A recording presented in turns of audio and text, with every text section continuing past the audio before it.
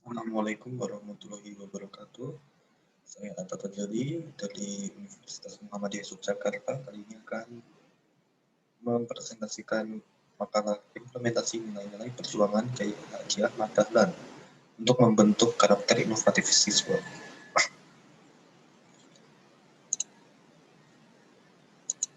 Jadi pertama-tama apa itu inovatif? Inovatif itu adalah kemampuan seseorang atau sebuah individu atau komunitas untuk melihat sesuatu dari perspektif yang berbeda sehingga akhirnya pemikiran mereka lebih terbuka dan dapat meningkatkan daya saing, meningkatkan berpikir kritis dan membuat insan itu lebih kreatif. Dengan begitu dapat memecahkan masalah dari sudut pandang yang berbeda-beda juga. Nah, mari kita bahas dulu konteks dari makalah ini. Jadi makalah ini itu membahas tentang Kiai Haji Ahmad Dahlan dan dakwahnya di Indonesia beserta sikap inovatif. Jadi pertama-tama kita harus tahu bagaimana Islam bisa ada di Indonesia dulu. Jadi jika kalian lihat di map paling kiri ini adalah map itu jalur dagang sebelum dunia menemukan mesin uap, kapal-kapal itu masih menggunakan itu layar, jadi harus mengikuti arah mata angin. Dari di sini kita bisa lihat bulan November sampai Februari arah angin ini menuju ke arah selatan. Lalu dari April sampai September menuju arah utara.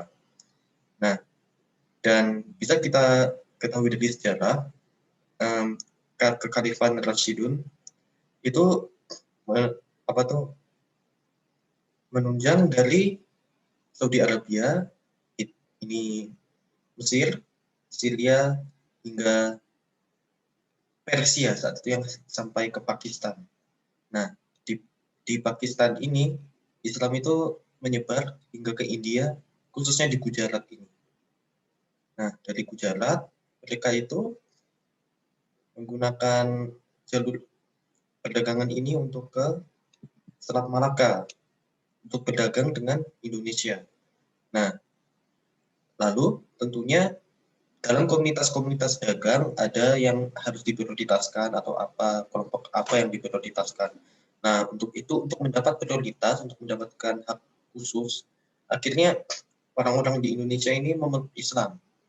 Itu ya salah satunya agar mendapatkan hak istimewa dari perdagangan. Makanya di saat itu Islam di Indonesia ini tidak kuat pemahamannya. Ada yang masih ke tradisi seperti sabung ayam yang padahal itu dilarang, lalu ada juga yang masih ke mistikisme, ya tahu ya tradisi yang masih mempercayai keajaiban dari yang gaib-gaib itu. Nah, sampai akhirnya Kiai Haji Ahmad Dahlan ini datang di tahun 1868 lahirnya, hingga beliau wafat pada abad 20 ini.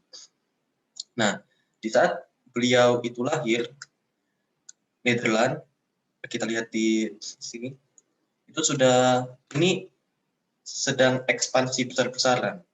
Jadi saat beliau lahir, Nederland ini baru memiliki beberapa wilayah di Indonesia, baru di sekitar Jawa, beberapa di Sumatera, kita lihat yang krem saja ini, dan yang merah, sebagian Kalimantan, lalu tentunya Pulau Spice Island yang di Maluku. Nah, di saat beliau lahir, Nederland ini ekspansi lagi dari 1871 sampai 1942 hingga akhirnya memiliki seluruh Indonesia. Nah, melihat ini tentunya Kiai Haji Ahmad Dahlan ini juga sebagai aktivis anti kolonialisme. Ia melawan kolonialisme melalui pendidikan. Ia ingin pendidikan itu lebih modern, agar lebih inovatif. Nah, lalu tentunya beliau juga khawatir dengan pemahaman Islam yang ada di Indonesia. Mengapa mereka itu jika misalnya sholat atau apa itu harus didikte. Jadi arah kiblat ini loh ke barat. Padahal harusnya kan kita menghadap arah kiblat itu ke Ka'bah. Nah, tapi mereka tidak tahu. Akhirnya diberitahu saja ini ke barat.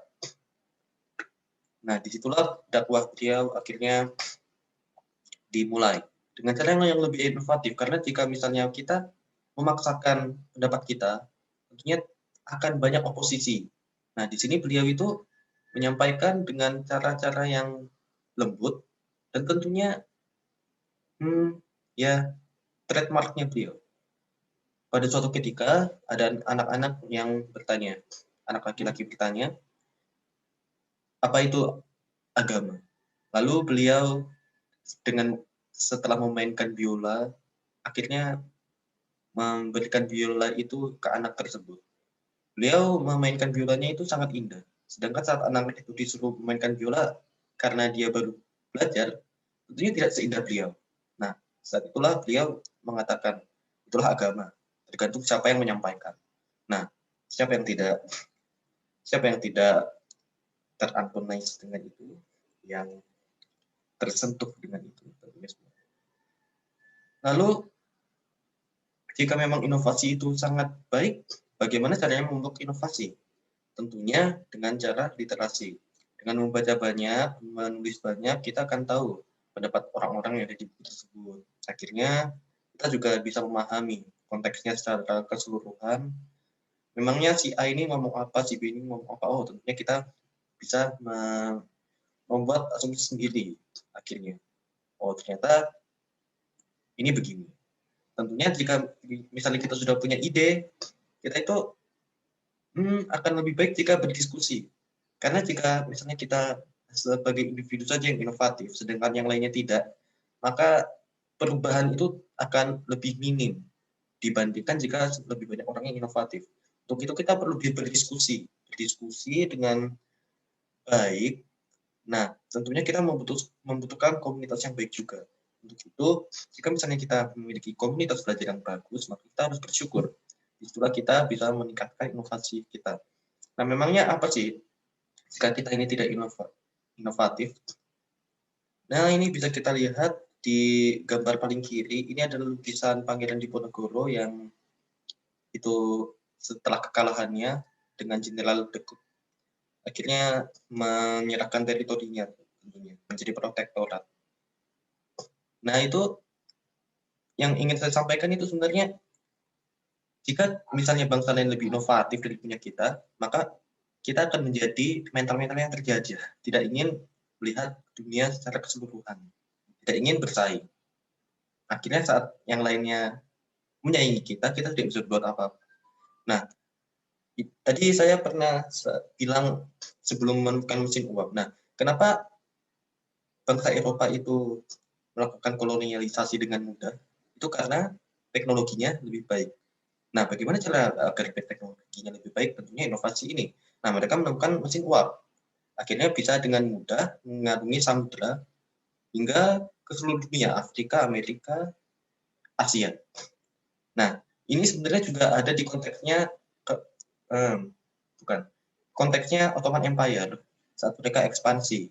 Di saat yang lainnya tidak bisa menggunakan bubuk mesiu atau meriam, Ottoman bisa menggunakan meriam. Akhirnya di saat ke abad ke-16, Persia dan Egypt, Mesir saat itu dikuasai oleh Mamluk, bisa tunduk dengan mudah pada Ottoman. Tetapi tidak sejauh itu inovasinya, karena pada saat itu semua impian bangsa-bangsa di sana ingin membuat Suez Canal untuk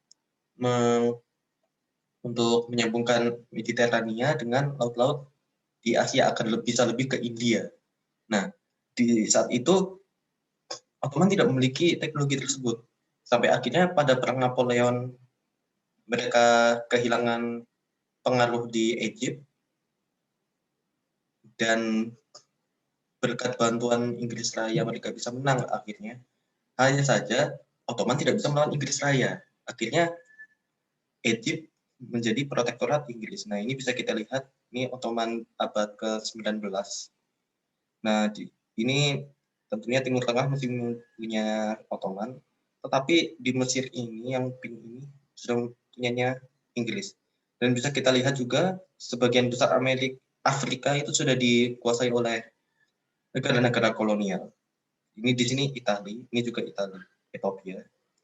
Nah, karena itu inovasi yang ada di Inggris Raya lebih baik, akhirnya mereka yang membuat itu Suez Canal.